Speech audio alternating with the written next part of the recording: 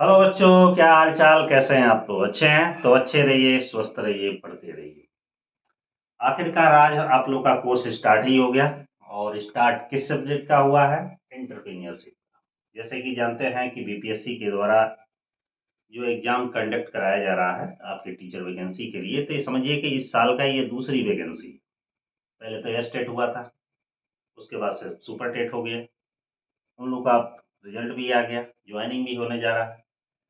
और पुनः एक स्टेट आया जिसमें आप लोग क्वालिफाई हुए, और उसके भी द्वारा बीपीएससी के द्वारा एग्जाम कंडक्ट कराया जाएगा।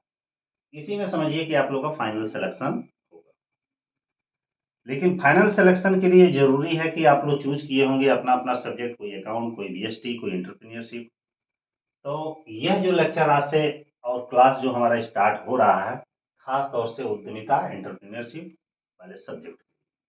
जो बच्चे फॉर्म फिलअप किए हैं एंटरप्रेन्योरशिप के लिए, तो उनके लिए ये कोर्स काफ़ी इम्पोर्टेंट है। इस कोर्स में आप लोग जैसा कि जानते होंगे कि मैंने पिछले लेक्चर में यूट्यूब पे मैं डाला हूँ कि सिलेबस वगैरह भी पूरा डिटेल वहाँ से पूरा पढ़े ही होंगे।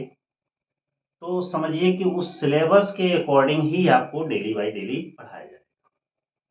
साथ में आपको जो भी है एमसीक्यू क्वेश्चंस है, इम्पोर्टेंट वीडियो है, मॉक टेस्ट है, सारे चीज़ प्रोवाइड किए जाएंगे। ये हमारा फर्स्ट डेमो लेक्चर है जो आपके एप्लीकेशन में मिलेगा, और यूट्यूब पे तो है ऑलरेडी पड़ेगा।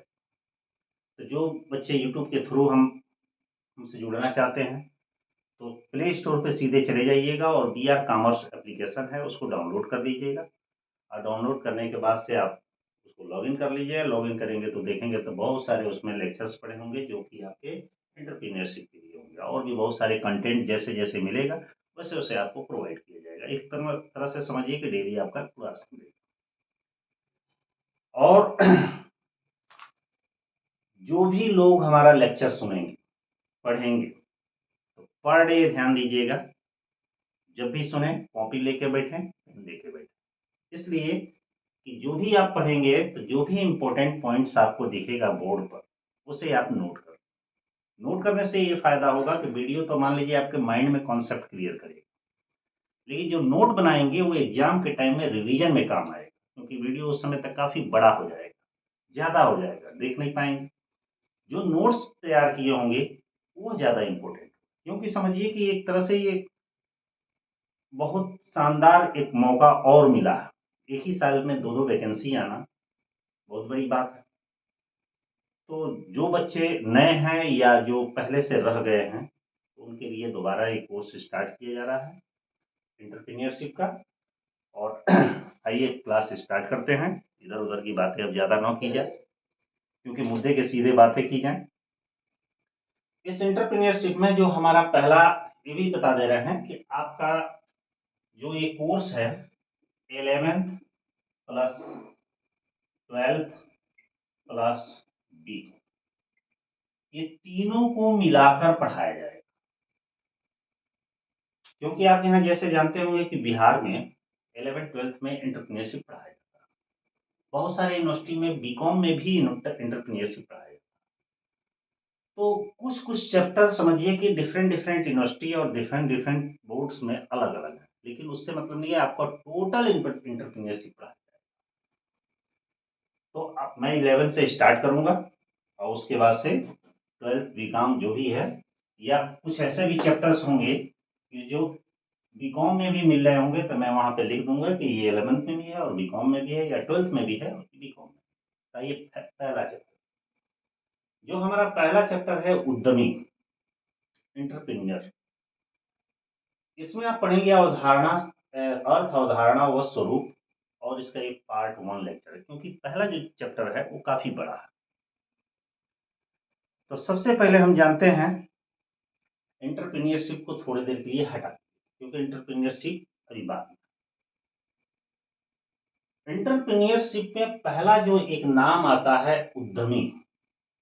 उद्यमी मतलब क्या होता है कि एक ऐसा आदमी, एक ऐसा पर्सन जो किसी उद्यम, उद्योग, कल कारखाना, फैक्ट्री, बड़ा बिजनेस स्टार्ट करता है, ऐसे व्यक्ति को उद्यमी कहा जाता है। जैसे एग्जांपल के तौर पर टाटा है, रिलायंस है, बजाज है, बिरला है।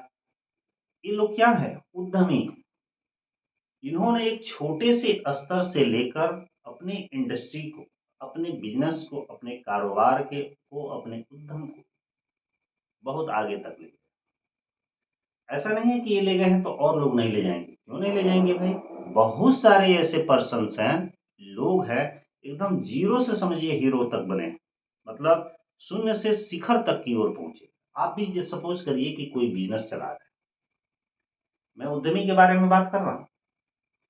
आप ही कोई छोटा सा बिजनेस कम ही पैसे में स्टार्ट किए, लेकिन उसको इतना मन से किए, इतना अच्छे तरीके से किए कि धीरे धीरे वो बिजनेस बढ़ता गया और बढ़ने के बाद से वो कारखाने में बदल गया।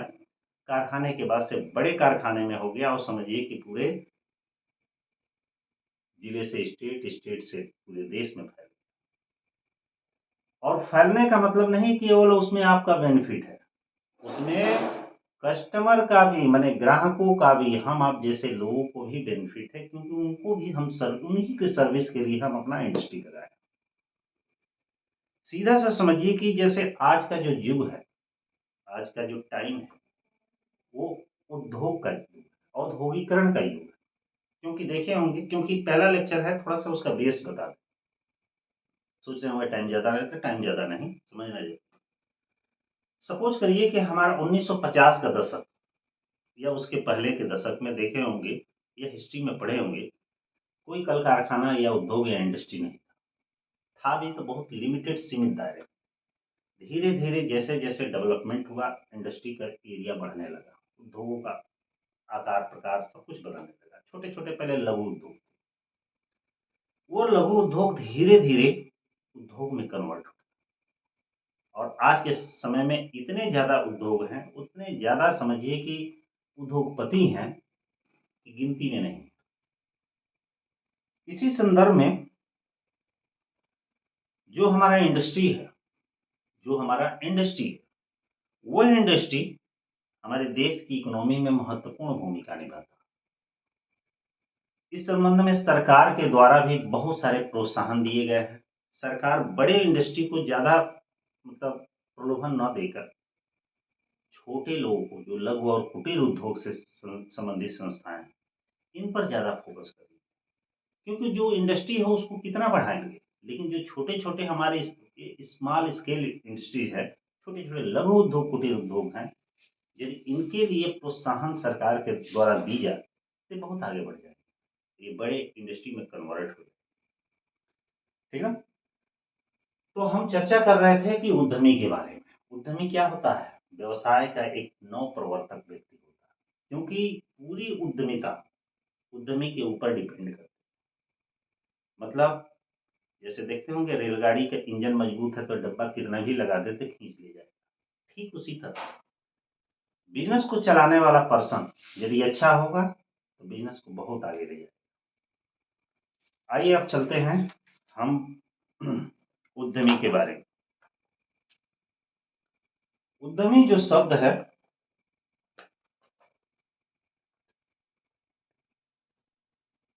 उद्यमी जो शब्द है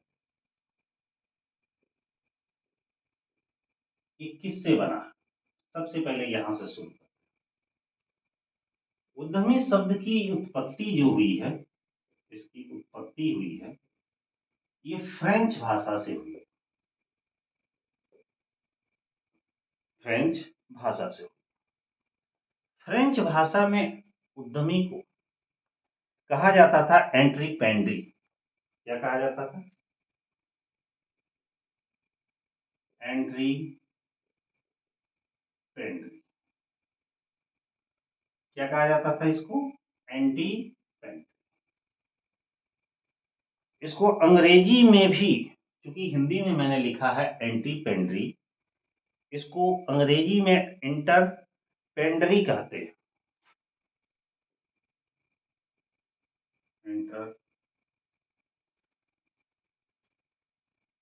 इंटरपेंडरी कहा है।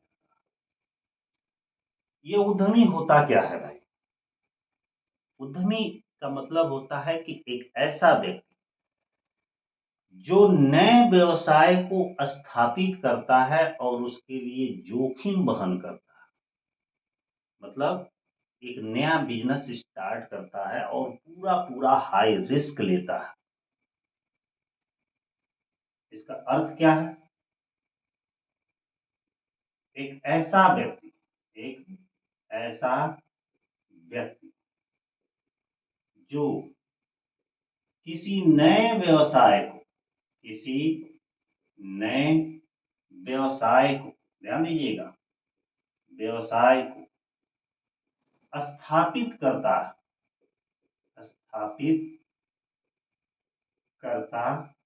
है और जोखिम वहन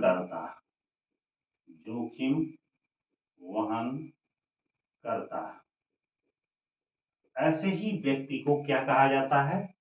एंटरप्रेन्योर या क्या कहा जाता है? उद्यमी कहा। जो उद्यमी शब्द की उत्पत्ति फ्रेंच भाषा के एंटरप्रेन्योर शब्द से हुई है। अंग्रेजी में इसको एंटरप्रेन्योर कहा जाता है। एंटरप्रेन्योर का मतलब क्या होता है या उद्यमी का मतलब क्या होता है? एक ऐसा व्यक्ति जो किसी नए व्यवसाय को स्थापित करता है और पूरा पूरा जोखिम वहन करता है, मतलब हाई रिस्क लेता है और व्यवसाय को स्थापित करता है। ऐसे व्यक्ति को उद्यमी कहा जाता है। अब क्वेश्चन ये उठता है कि उद्यमी शब्द का प्रयोग सबसे पहले कब किया गया था? ध्यान दीजिए, एक तो ये टॉपिक हुआ। दूसरा टॉपिक, उद्यमी शब्द का प्रयोग, ध्यान दीजिएगा, उद्यमी शब्द का प्रयोग 16वीं शताब्दी में, ध्यान दीजिएगा, फ्रांस में किया गया। कहाँ किया गया? फ्रांस। और किस कार्य के लिए भाई किया गया? सैन्य अभियान के लिए। किस कार्य के लिए किया गया? सैन्य अभियान। सैन्य अभियान मतलब समझ रहे हैं ना? सेना के कार्यों के लिए किया। अब सेना में कौन सा कार्य होता है भाई? सेना में बहुत सारे कार्य होते हैं। सेना में मतलब सेना को संगठित करना, व्यवस्थित करना, उनकी देखभाल करना, उन्हें डिसिप्लिन में रखना, उन्हें आगे के प्लानिंग के बारे में बताना, बहुत सारे वर्क हो गए। लेकिन इसमें एक लोग कहते हैं, रिचार्ड कैंटिपार। क्या नाम है इनका? रिचार्ड कैंटिलो। एक आदमी का नाम है, अच्छे विद्वान हैं। इनका नाम है रिचार्ड कैंटिन, पूरा बड़ा टेढ़ा नाम है, कैंटिलोन है, कैंटिलोन। इनका कहना यह है कि उद्यमी कौन सा व्यक्ति है? उद्यमी वह व्यक्ति है, ध्यान दीजिएगा, जो किसी उत्पाद को बेचने के लिए, मूल्य का भुगतान करता है। क्या करता है? किसी प्रोडक्ट को सेल करने के लिए एक मूल्य चुकाता है और साथ में जो भी संसाधन है उसका उपयोग करता है और उसके लिए जोखिम उठाता है। इनका कहना यह है कि जो अपने उत्पाद को, ध्यान दीजिएगा, उत्पाद को बेचने के लिए मूल्य चुकाता है और क्या करता है? संसाधनों के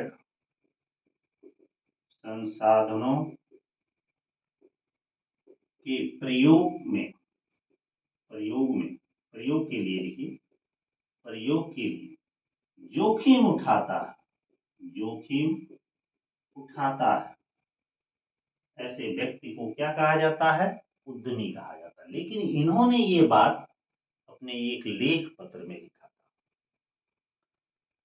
अब सबसे पहले तो जान गए थे कि सर्वप्रथम जो प्रयोग किया गया था सर्वप्रथम जो प्रयोग किया गया था इसके लिए, उद्यमी शब्द के लिए, तो वो फ्रांस में किया गया था और 16वीं शताब्दी में किया। लेकिन 16वीं शताब्दी तक तो ये फेमस था, लेकिन 17वीं जैसे शताब्दी आई तो इसका प्रयोग किस लिए किया गया था, ध्यान दीजिएगा। जब हमारी 17वीं शताब्दी आरंभ हुई, जब 17वीं शताब्दी आरंभ हुई तो उसमें इस उद्यमी को क्या कहा गया, उद्यमी शब्द का प्रयोग किन कार्यों के लिए किया गया।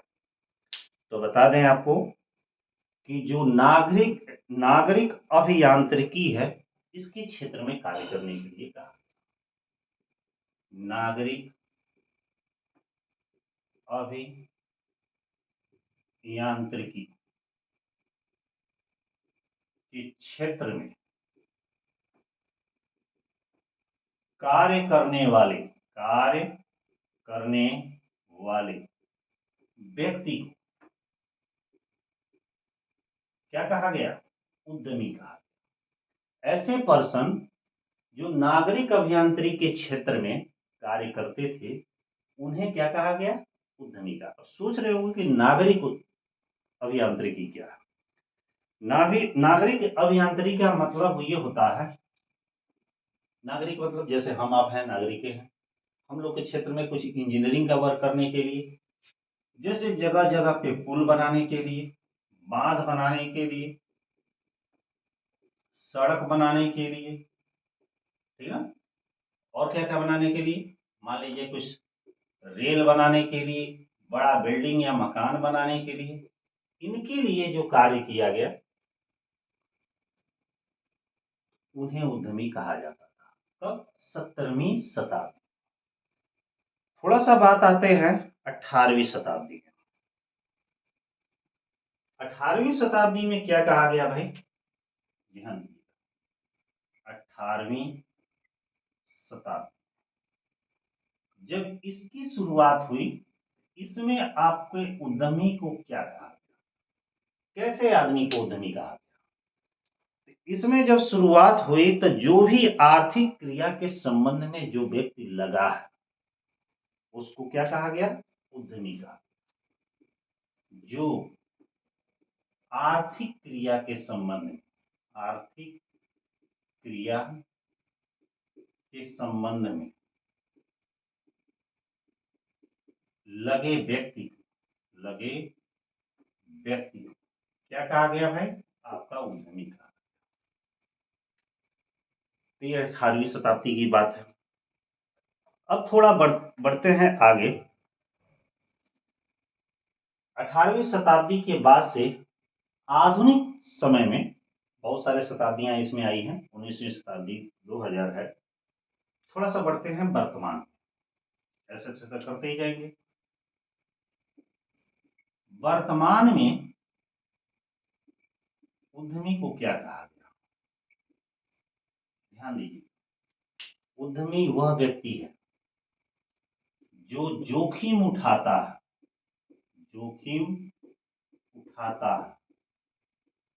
नए विचारों की खोज करता है और नव प्रवर्तक होता है, ठीक ना। नए व्यवसाय की स्थापना करता है, ऐसे व्यक्ति को क्या कहा गया, उद्यमी कहा। लेकिन इसी उद्यमी को हम थोड़ा चर्चा करते हैं अदर कंट्री में क्या कहा गया। जैसे उद्यमी के संबंध में अमेरिका में, जैसे कि जानते हैं कि अमेरिका इस समय शक्तिशाली देश है, तो सभी देशों में मान लीजिए शक्तिशाली है, तो यहाँ शक्तिशाली से मतलब नहीं है। अमेरिका में उद्यमी को क्या कहा गया, अमेरिका में जैसे कि जानते हैं कि जो व्यक्ति स्वयं का नया व्यवसाय आरंभ करता है उसको उद्यमी कहा जाता है। जो स्वयं का नया व्यवसाय आरंभ करता है, नया व्यवसाय आरंभ करे,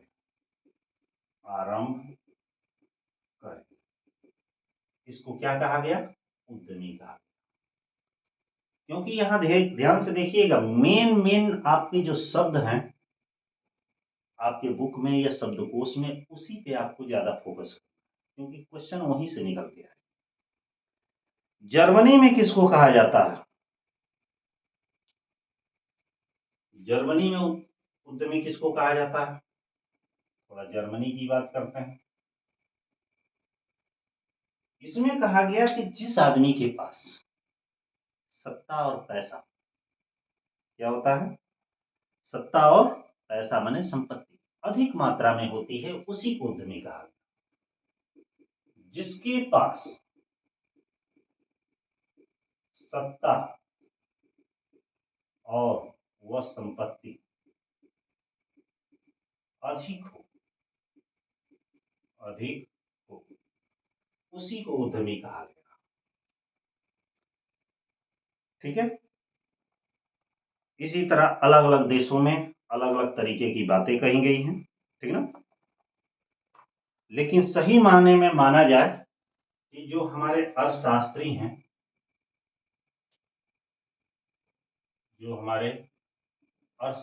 हैं, इनके विचार से उद्यमी कौन होता है? बताइए। उद्यमी वह व्यक्ति होता है जो जोखिम उठाता है, मतलब वो सारे काम खुद करता है, हाई रिस्क पे करता है कि यदि फायदा हुआ तो वो भी मेरा और नुकसान हुआ तो भी मेरा। नए व्यवसाय की स्थापना करता है, नए व्यवसाय की स्थापना करता है, और क्या करता है भाई? इसके अलावा एक अच्छा स्वामी, एक अच्छा स्वामी होता है, एक अच्छा संगठनकर्ता होता है, एक अच्छा नव प्रवर्तक होता है, ठीक है। और क्या होता है?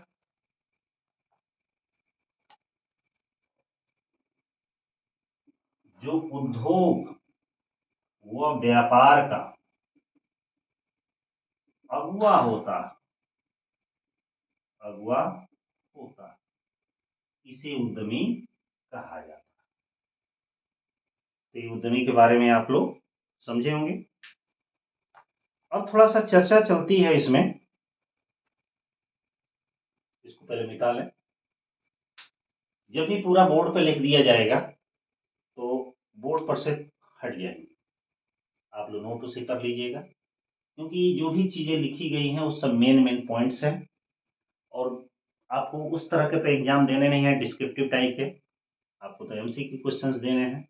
और एमसीक्यू क्वेश्चन के लिए जरूरी है कि भाई कि आपको मेन फैक्ट बस मालूम होना चाहिए, नॉलेज तो पूरा हो लेकिन फैक्ट मालूम हो। इसलिए थोड़ी देर के लिए हट जा रहा है, अब जल्दी से नोट कर लीजिए।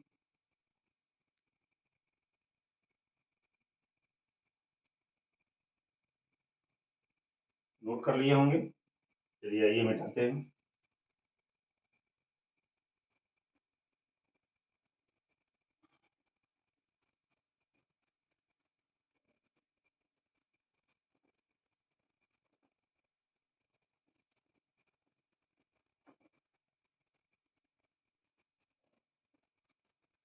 अगला ये टॉपिक है कि उद्यमी का उद्भव।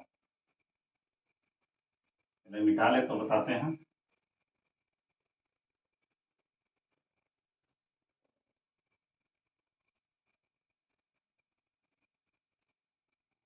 ध्यान दीजिएगा,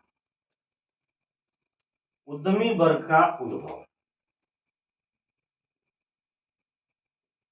उद्यमी वर्ग का उद्भव। उद्यमी वर्ग का उद्भव का मतलब है कि जो उद्यमी को एक विशेष वर्ग या समुदाय या जाति में विभाजित किया गया। जैसे देखते होंगे बाजार में जब जाते होंगे तो सभी लोगों को जो दुकानें होंगी, चाहे छोटा दुकान हो चाहे बड़ा दुकान हो, उनको व्यापारी कहा जाता है ना। मतलब व्यापारियों का कोई जात धर्म नहीं होता, उनका एक कैटेगरी ही अलग होता है कि ये बिजनेसमैन। उसी तरह जो बड़े बड़े इंटरप्रीनियर्स होते हैं, उद्यमी होते हैं, उनका एक अलग कैटेगरी होता है।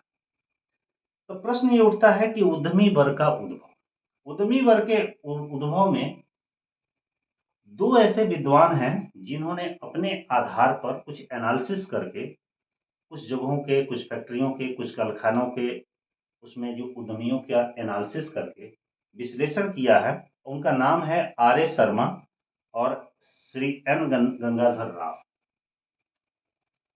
उद्यमी वर्ग के उद्भव के संबंध में दो मुख्य विद्वान हैं जिनका नाम है, पहले का नाम है R A Sharma, R A Sharma, और दूसरे विद्वान का नाम है श्री एन गंगाधर राव, एन गंगाधर राव। ये दो विद्वान हैं। इनके अध्ययन के आधार पर उद्यमी वर्ग का उदय कई रूपों में। पहला है जाति उद्भव, जाति उद्भव। जाति उद्भव का मतलब क्या होता है? इन दोनों लोगों का मानना ये है कि जितने भी इंडस्ट्री वगैरह वह उस पर कुछ ही विशेष जातियों या समुदायों का अधिकार है।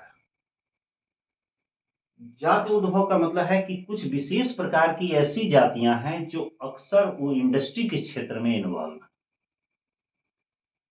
उनके अंदर जन्म से ही वो भावना बनी रहती है। जैसे मान लीजिए हम आप हैं, हम थोड़े सोचते हैं टाटा बिरला हो जाए, सोच लिए भले लेकिन होते नहीं। लेकिन कुछ जातियां ऐसी हैं जो हमेशा अपने पेशे में, अपने कार्य में, माने उनका फोकस, पूरा ध्यान उधर ही रहता है। इसमें से एक सर्वेक्षण के आधार पर ये कहा गया है कि खास तौर से जितने भी वैश्य जाति हैं, वैश्य जाति का उद्यम पर एकाधिकार है, एकाधिकार। क्यों? क्योंकि वैश्य जाति मतलब होता है बनिया, और बनियों का काम है आज ही नहीं, ऋग्वेद से ही चला आ रहा है, प्राचीन काल से ही। कि जैसे जानते होंगे कि पहले क्या था कि जो हम आप लोग हैं, ये चार समुदायों में विभक्त, ब्राह्मण, क्षत्रिय, वैश्य, शूद्र। तो जो वैश्य जाति है, इनका पहले भी कारोबार वही था कि बिजनेस करना, व्यवसाय करना, लोगों की आवश्यकताएं जो भी हैं उसको पूरा करना।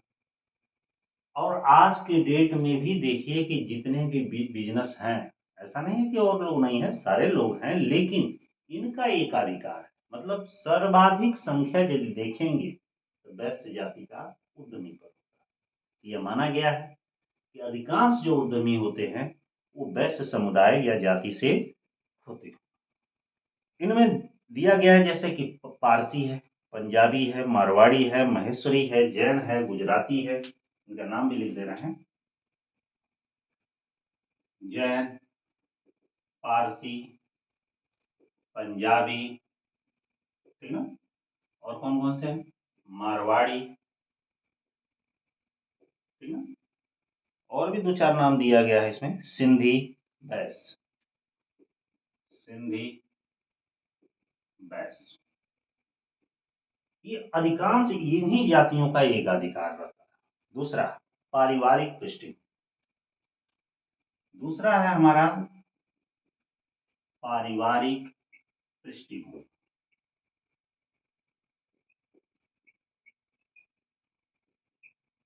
पारिवारिक पृष्ठभूमि क्या होता है? ये अक्सर देखते होंगे कि एक परिवार में यदि एक कोई मुखिया है या बड़ा आदमी है जो बिजनेस में इन्वॉल्व है, पीछे से और भी 2-4 ठो बिजनेस में इन्वॉल्व है। यदि एक फादर मान लीजिए किसी परिवार के गार्जियन या मुख्य जो आदमी है वो यदि वो डॉक्टर है, तो फैमिली के और 2-4 ठो उसमें डॉक्टरी लाइन में घुस जाते हैं। कोई एक इंजीनियर है, तो दूसरे भी इंजीनियर लाइन में घुस जाते हैं। कोई मान लीजिए एक टीचर है, तो परिवार के 2 लोग और टीचर में घुस जाते हैं। तो यहाँ पारिवारिक पृष्ठभूमि का मतलब है कि फैमिली से जो उनको शिक्षा दीक्षा मिला, जो अपने परिवार में उन्होंने देखे, ठीक ना?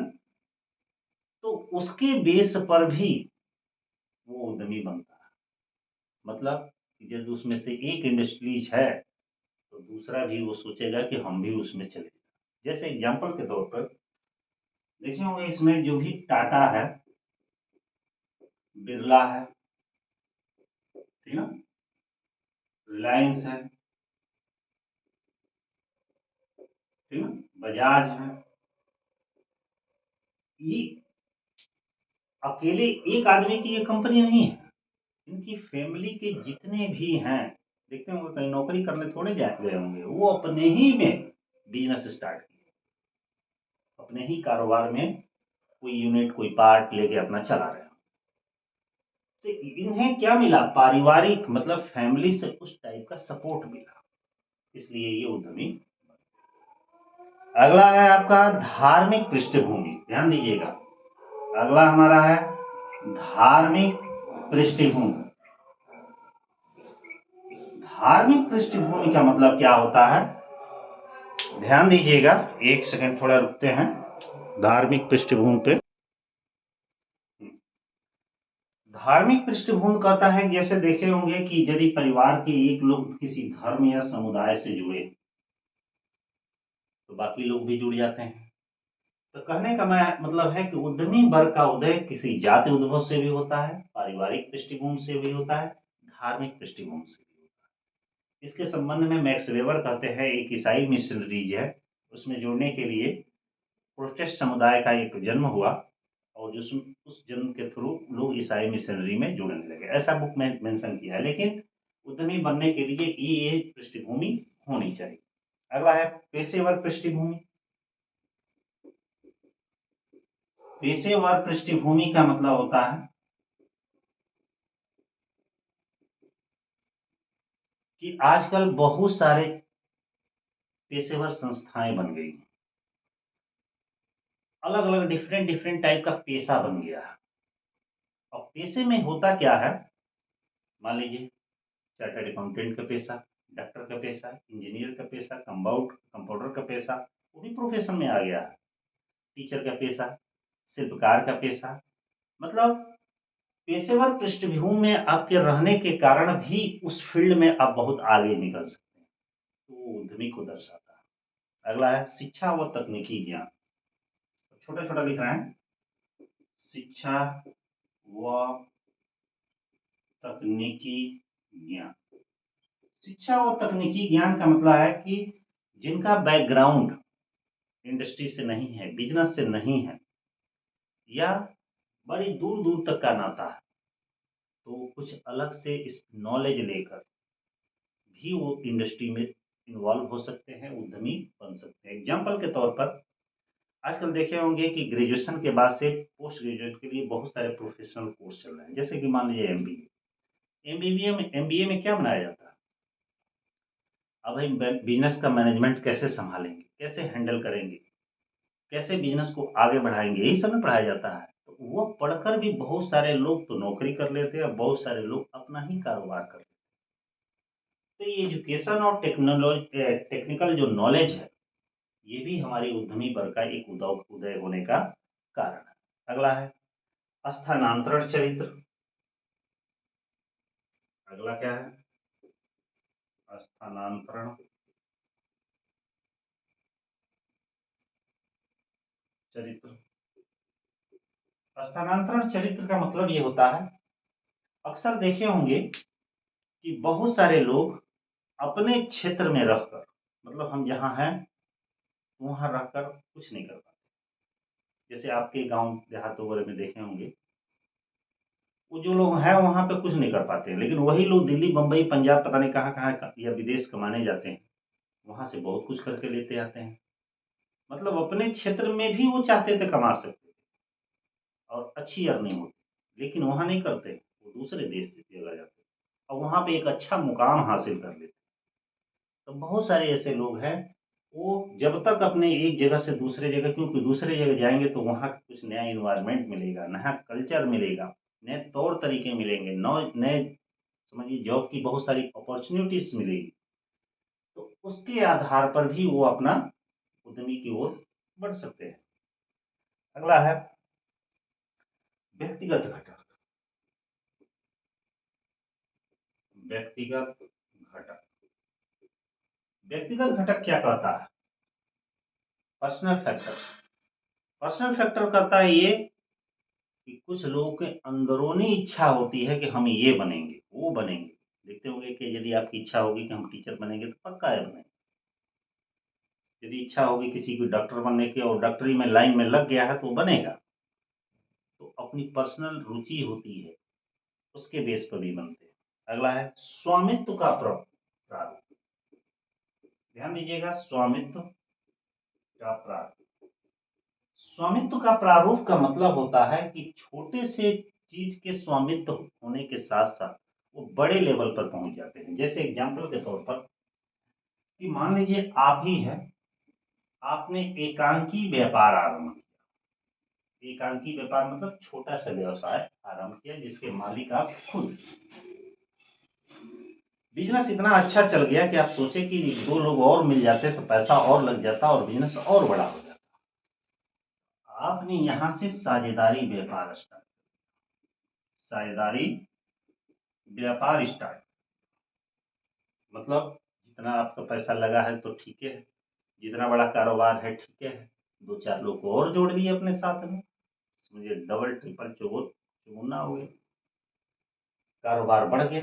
अब सोचते हैं और आगे बढ़े, तो आपने इस कारोबार को सीधे कंपनी में कन्वर्ट, अर्थात एक बड़ी सी कंपनी पूरे देश स्तर पर आपकी चल रही, इतना अच्छा चल गया तो पूरा इंटरनेशनल मार्केट में समझिए आप छा गए। तो आप क्या है? उद्यमी। उद्यमिता डायरेक्ट टाटा बिरला अंबानी नहीं हो जाएंगे, धीरे धीरे धीरे धीरे स्टेप स्टेप बाई करके मेहनत करके ही उद्यमी हम बन सकते हैं। और भी है बहुत सारे फैक्टर्स जिस पर काम करते हैं। तो ये उद्यमी वर्ग का उदय, उद्यमी वर्ग का उदय का मतलब है जाति के आधार पर भी उद्यमी बन सकते हैं, पारिवारिक पृष्ठभूमि के आधार पर भी बन सकते हैं, धार्मिक पृष्ठभूमि पर भी बन सकते हैं, पेशेवर दृष्टिकोण पेशेवर पृष्ठभूमि पर भी बन सकते हैं, कोई शिक्षा और टेक्निकल ज्ञान लेके भी कर सकते हैं, एक जगह से दूसरी जगह पर स्थानांतरित या जा करके भी हो सकते हैं, और अपनी व्यक्तिगत रुचि से भी हो सकते हैं, और स्वामित्व के आधार पर भी हो सकते हैं। ये तो था थोड़ा सा उद्यमी के बारे में, ठीक है। अब सीधे हम चलते हैं, अगला जो है हमारा उद्यमी का अर्थ और परिभाषा और इसकी विशेषता के बारे में, ठीक है। तो फिलहाल इतना ही रहने दिया जाए, फर्स्ट लेक्चर है, आगे के लेक्चर से थोड़ा सा और मटेरियल दिया जाएगा आप लोगों को, लेकिन ये भी ध्यान दीजिएगा कि धीरे धीरे एकदम आराम से पढ़िएगा, प्रेम से पढ़िएगा, ठीक ना। इसलिए कि ज़्यादा प्रेशर और टेंशन में पढ़ने से कुछ नहीं होता। एक एक चीज़ को समझिए। सपोज करिए कि एक टॉपिक लिखा हुआ, एक कोई टॉपिक लिखा, मैंने कुछ बताया या आपने जो बुक में पढ़ा, उस पर थोड़ा सा अपना प्रेजेंट ऑफ माइंड खोल कर रखिएगा, आगे क्या हो सकता है, थोड़ा सा इमेजिन करिएगा, क्योंकि पढ़ाई को एकदम सीरियस मोड में पढ़ेंगे तो थोड़ी देर के लिए याद तो हो जाएगा, समझ में आ जाएगा, लेकिन फिर बाद में भूल जाएगा। लेकिन उसको थोड़ा सा अपना माइंड खोल कर, हमारे आज के परिवेश में क्या हो रहा है, इसका यूज कहाँ है, इस व्यू से जब पढ़ेंगे तो वो लॉन्ग टाइम तक आपको याद है, ठीक है। तो फिलहाल आज का लेक्चर अभी यहीं पे स्टॉप करते हैं। अगले टॉपिक में मैं आपको उद्यमी की परिभाषा और उसकी विशेषता के बारे में चलेगा। फिर उसके प्रकार या और सारी चीज़ें चलती। All the best.